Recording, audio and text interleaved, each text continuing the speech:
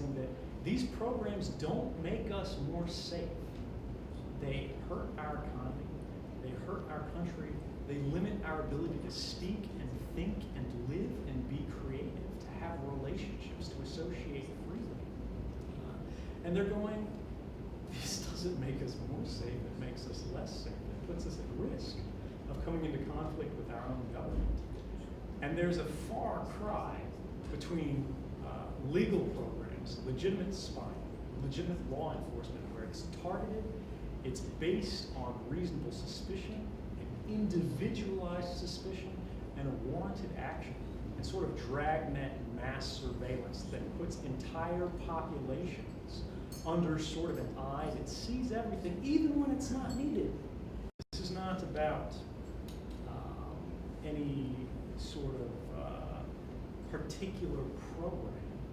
This is about a trend in the relationship between the governing and the governed in America that is coming increasingly into conflict with what we expect as a free and democratic people. If we can't understand the policies and programs of our government, we cannot grant our consent in regulating them. As someone very clever said recently, we don't have an oversight problem in the US, we have an undersight problem. That unpredictability can in fact be the origin of our fears, because this is a position invested with a lot of power. But the president does not rule the world, nor does he rule any one of us. We, the individual citizens, the companies that we create, the values that we promote, the systems we build, the conversations that we have, the actions we take every morning when we get up and decide how we're going to move through the day. These are the things that decide our future.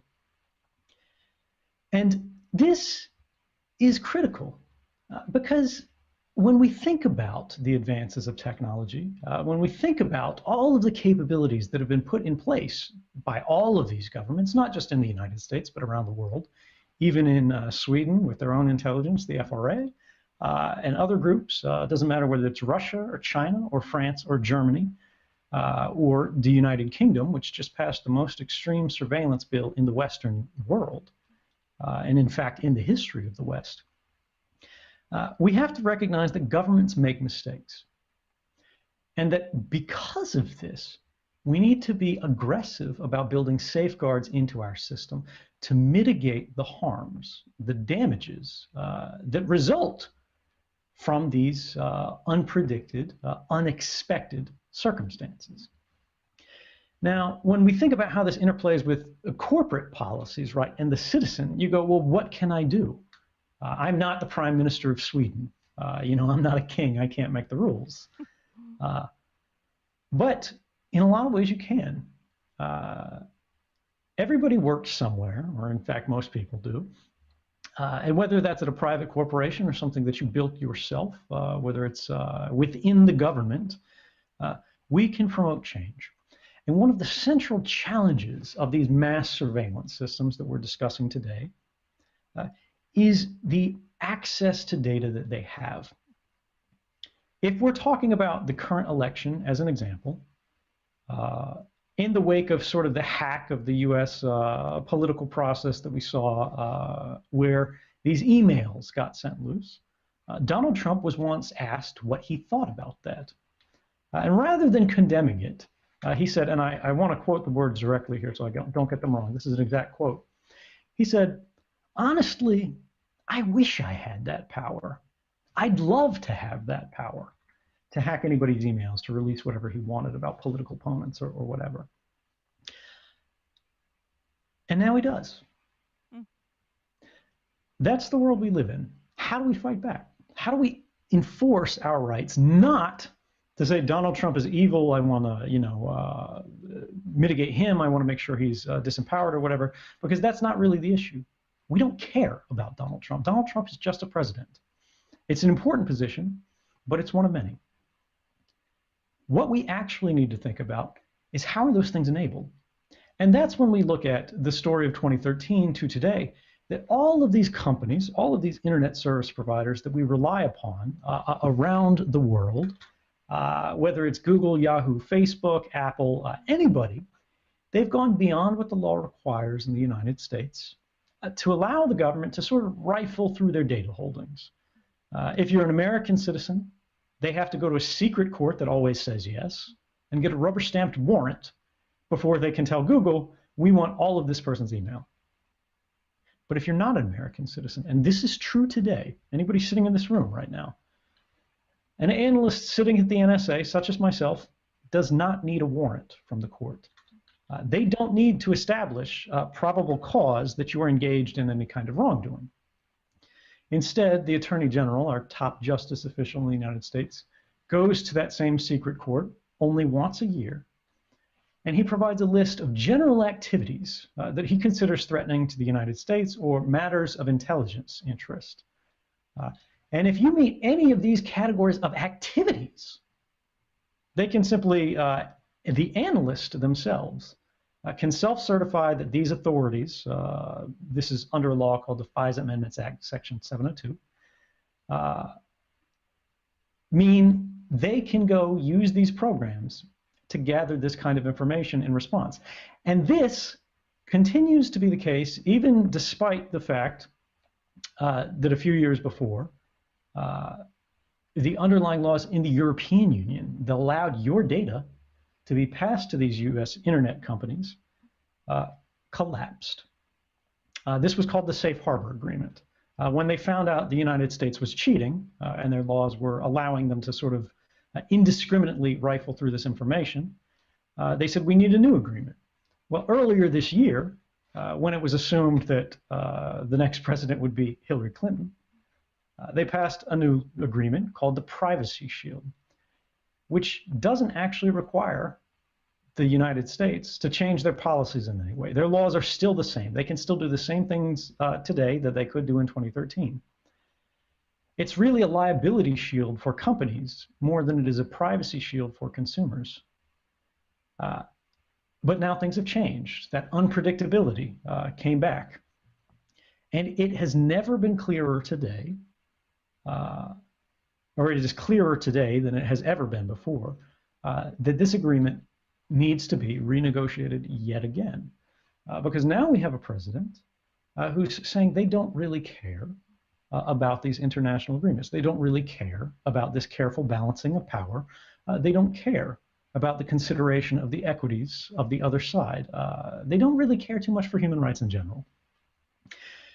And if this is the case, how do we defend it? And this is where we start getting back to those companies.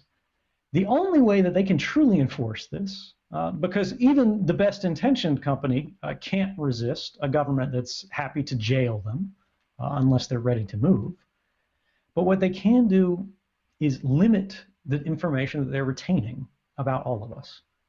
There is nothing that says these phone companies really have to keep permanent records or very long-lived records of where your cell phone travels. But they do, because it's cheap and it might be interesting. They might be able to make money off of it. But is it really necessary to the operation of their business to tell where your phone was 3 months ago instead of where your phone is right now? And of course, the answer is no. Same thing with internet companies. Do your Facebook messages really still need to be held 5 years down the road, 10 years down the road? Or do you need them for 6 months? If companies can start thinking about what is the actual realistic maximum of data that we need to be retaining about our users, they are setting a limit to how badly their service can be abused against the interests of their customers by outside forces. Because again, this is not about the United States. This is not about beating up Donald Trump. This is not about beating up any particular country. Because when one country does this, all countries do this. Russia submits the same requests for information to Facebook. China does the same thing. Iran does the same thing. Sweden does the same thing. They do it at different levels of frequency. But the bottom line is we need to start thinking about how we can protect human rights, not in the context of a single jurisdiction, not in the context of reforming a single law, but how we can do this globally. So how would you say, how come we are not doing that? Maybe the question is that we do not, maybe it's the privacy issue we talked about, we do not value that enough, it seems, at times. But you talk a lot about the technical competence that you need, a sort of that it is that knowledge gap that we really need to focus on. You talk about the technical literacy. Is that something that could help? What competences do we need to be better to also roar a bit higher earlier as users as well? Or are we just naive? Yeah, I mean, this is, I think there's a lot of reasons for this, and it's unfair to single out a single one. Technical competence does play a role, particularly in the public's participation in this debate. We saw in the United Kingdom, in the passage of this great mass surveillance law, there was very little protest because the newspapers hardly wrote about it. Many of the journalists didn't understand the law. The government did its best to limit debate about this law, to make sure no one was talking about it, to make sure that every sort of public statement that was released about this or study relative to it was written in opaque language so that the public couldn't understand and only an expert audience could. This puts a gigantic burden on the expert class to kind of broaden the conversation here. And in many cases, they're going to fail. Because again, it gets back to that same dynamic of how the NSA's operations got so bad. When you limit participation to these tiny fractions of population, you're going to get a poorer quality decision than if more minds were involved in arriving at these decisions. But I think beyond simply the thing there, we have companies that are burdened by a profit motive, right? It's natural and it's right. It's proper that they want to make money. That's why these companies were founded, right? Nobody should begrudge them the chance to make a profit. But at the same time, we should think about which companies we want to support. And we should have mechanisms to understand how these companies are operating, the kind of decisions they are making, and the social costs that are being created as a consequence of their operations. Just as oil companies are starting to face criticism, protest, and divestment of investments as a result of the impact of their industry on our global climate, we should have the same understanding of the consequences of these companies' operation on our digital climate. But right now, it's too opaque. We don't see how these things are operating, and it makes it difficult to say who are the good guys and the bad guys. And I think that has to change. Yeah. So, but that links me really to go back to the US election. What would you say is the role of Facebook and Google in how, not maybe the results, but the whole change of media landscape and the different players that we have at hand when making decision on, for example, choosing a president? I think, you know, I've spoken about this one before, and the way that I went at it was I said, look, if bad posts on Facebook or Twitter or Google can change the results of our election, that's a sad indictment of our democracy, even more so than it is of Facebook or Google. That doesn't mean that these companies shouldn't be concerned. I don't think we want private companies in a position to decide what kind of speech is permissible and what kind of speech is not permissible in an open global society. Because if Facebook is making intentional decisions about, nope, we don't want people seeing this story, or nope, we don't want people seeing that story, that's a precedent that can get out of hand very quickly. They might be using it in a beneficial way. To protect us from fake news today. But what about next year? What about in 5 years? What about in 10 years? They start to shape our understanding of the world in a very dangerous way. Whereas if it's our friends who are posting these articles, We have somebody to hold to a personal account there, and somebody who has just a normal level of influence. They're not enjoying special powers or privilege or status, but it is a real problem, and this is a difficult question to answer. But I think realistically here, we need to understand what the values of these systems are, what the values of these companies are, and to make sure that it is not governments that are telling them we get to make the rules about what gets shown and what doesn't get shown, because government censorship is even a greater danger than many other structures of power, such as corporations, because as powerful as corporations are, and they are a very real threat, there are alternatives. You can go to competitors. But this is one of those central questions that I think is yet unanswered, is when fake news, when facts that are simply not real, that are made up, but feel right, have become more powerful and more persuasive than our actual reality. What does that mean about our civil culture and our appreciation for real knowledge, meaningful analysis, and ultimately our belief in basic matters of science, which is that all things should be tested, and that that which can be asserted without evidence can and should be dismissed without evidence. So, but what resources do you see that could battle that? Are we talking about competence? Do you see any other players here? Libraries? Or what do you see ahead? Yeah, I mean, again, this is a very complex space. One of the central things is we have to be aware that these things are actually happening, that it's not speculation, that it's not conspiracy. And this is what we saw in 2013. This is the reason so much of the internet had this soft, exposed underbelly that was so vulnerable to surveillance. Was if you went out in the public and you said that every communication from every person in the world that crossed U.S. lines was being collected and stored and traded around like baseball cards with all of these other countries, even if the government knew it was unlawful to engage in these activities, they'd look at you like you were crazy. There were experts, of course, who knew this was technically possible, but they couldn't prove that it was actually happening.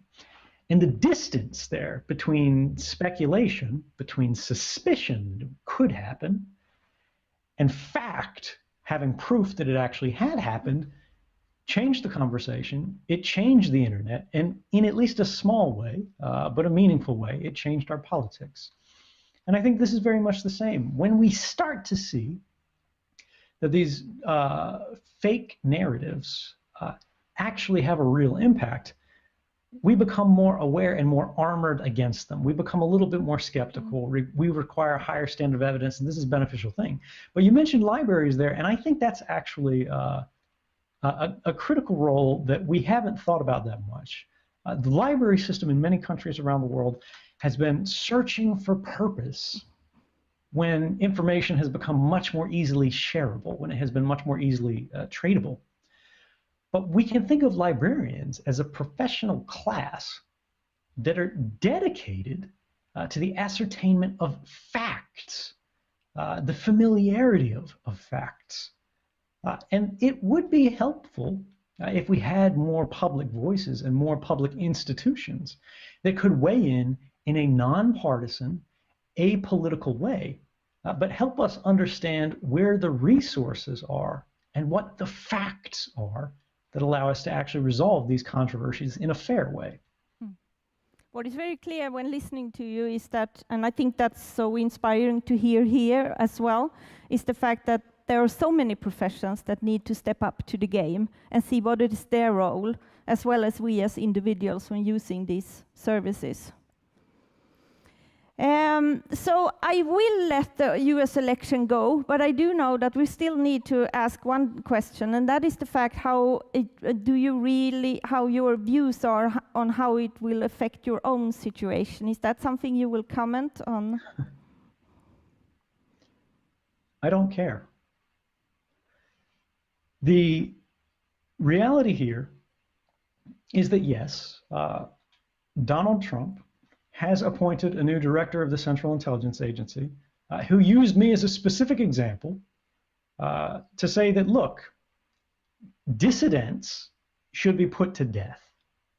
And I think that's a fundamentally un-American thing. But we have much bigger problems than my personal situation. I am the least important part of any of this.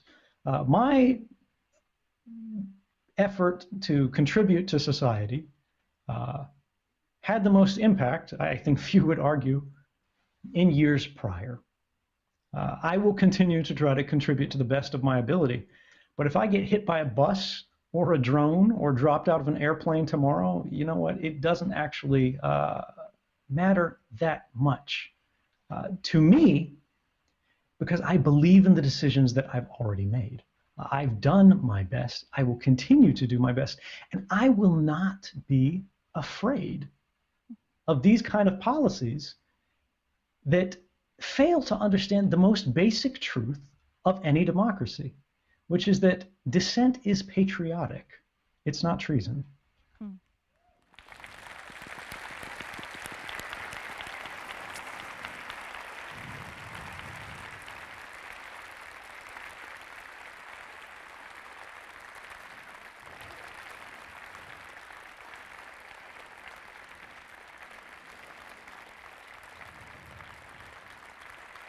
I let them applaud you, so you feel our warmth from here.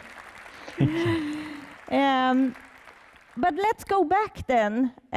When you decided to blow the whistle, you choose to turn to journalists. Why? Yes. I was concerned about my own political biases because when I was thinking about how we got here, again, sort of the original sin that led us to this series of mistakes, it was that we didn't have enough voices in the room. And when I was making these decisions, when I came to the belief that these programs were actually a violation of human rights, they were against American values, and they had violated not only the laws of the United States, but the Constitution of the United States, that this was an opinion of one.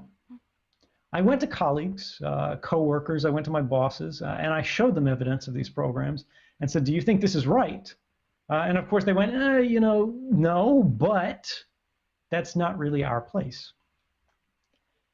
And I think, in a way, they were right. It's not the place of any one person alone to make these decisions, because they could be wrong. I could have been wrong. But that doesn't mean that you're silent. What that means is that you try to construct the same system of checks and balances that's supposed to keep our government upright, to keep us as individuals, even as dissidents, to the same standard of accountability. And so rather than acting on my own and publishing information on the internet directly, which I've been criticized for, and it's fair to say, right, this individual's acting as a gatekeeper, they're not sharing everything the public should decide. It's a fair criticism. But I believed personally that some of this information was legitimately classified, but it did also need to be considered in understanding how the operations of all these programs work, where the line was between permissible and impermissible.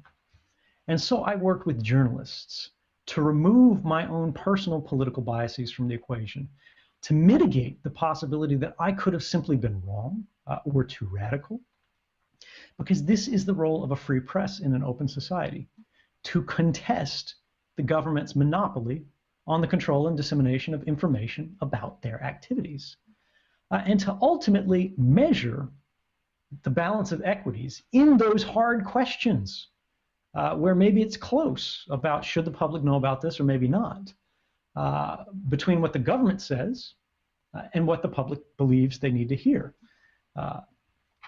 And so it was for this reason that I set up a specific system where I shared this information with journalists that I believed showed evidence of criminal activity, of violations of human rights and law.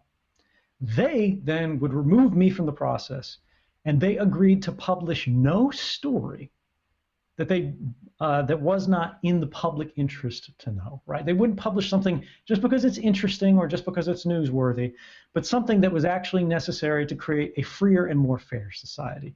And I didn't consider this to be sort of a betrayal of commitment to the public, but rather I believe this to be an indication of faith in the public, of loyalty to our values, to make sure that I'm not just trying to light a match and burn it all down on my own.